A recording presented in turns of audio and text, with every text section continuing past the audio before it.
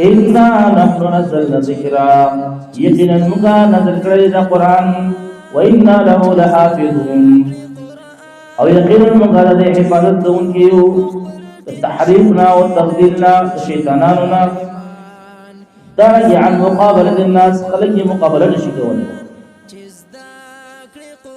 د دې حفاظت الله رب العالمین کړی د قرآن کریم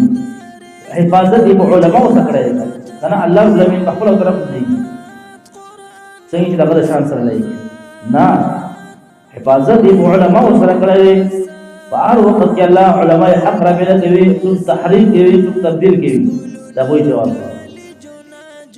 په دوه علماء سره د احادیث دفاع هم شوی دی احادیث دفاع هم شوی دی احادیث حفاظت هم شوی دی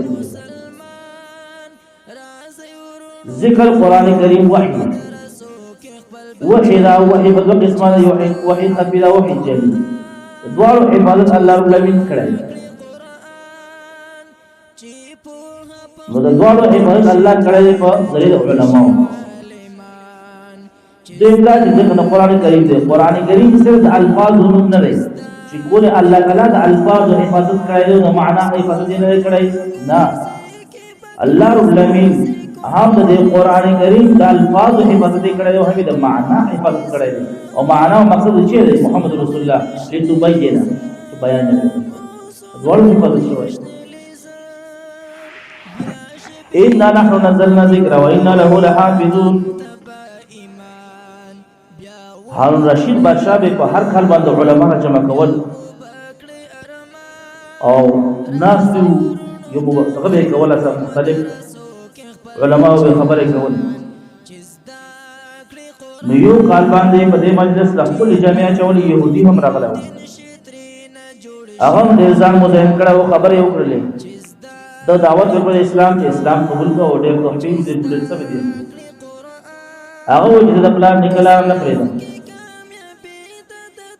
دا بل کله چې شروع دا بیا مسلمان شو د يهودي ام رشید بغیر وخت راوړل سره مسلمان شو وجه و ما هو چې صبر کوا سم دې خلق بده دین ولا باندې امتحان کو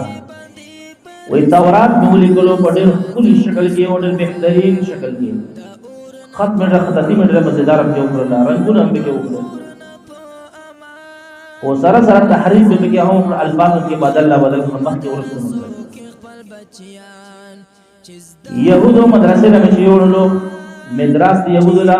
هغه جو په دغه چې دا ډېر بهترین لیکل دي کړی ماشاءالله بارک الله ورشا پرای نسواراو چې کوم انجیل وای دا کې مې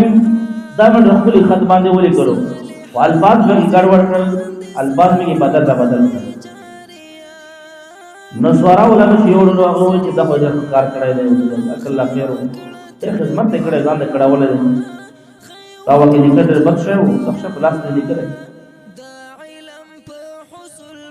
مسلمانانو لپاره د قران کریم لیکلو ډېر خوري شکل کې او سهل آیاتونه مې تکټ کړل مخکې کړل سم ورسته چې مدرسې ته ور داخل شوم نو چې مدرسې ته ور داخل کړلو چې دا نو چې ماشي د خپل لیکل دي چې تاسو یو کتل وړو ماشومان آی دغه آیات نشته دا څه شو دا وینځ